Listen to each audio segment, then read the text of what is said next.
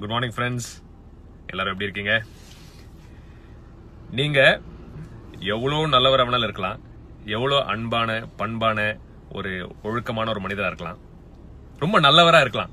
ஆனால் உங்களை பிடிக்காத ஒரு கூட்டம் எப்பவுமே இருக்கும். இங்க எவ்வளவுதான் நல்ல ஒரு கேரக்டர் இருந்தாலும், எவ்வளவுதான் ஒரு ஒரு அப்படியே பார்த்தா வாவ் அப்படி ஒரு கேரக்டரா நீங்க இருந்தாலும், உங்களை பிடிக்காத ஒரு கூட்டம் இருக்கும். பிடிக்காது அப்படின்னு சொல்றத விட உள்ள பிடிக்கும், பட் அது பொறாமைன்னு சொல்லலாம், இல்ல உங்களை மாதிரி அவங்களால இருக்க முடியலையேன்னு சொல்லலாம். சோ இந்த மாதிரி பல விஷயங்களால உங்களை பிடிக்காத மாதிரி இருப்பாங்க.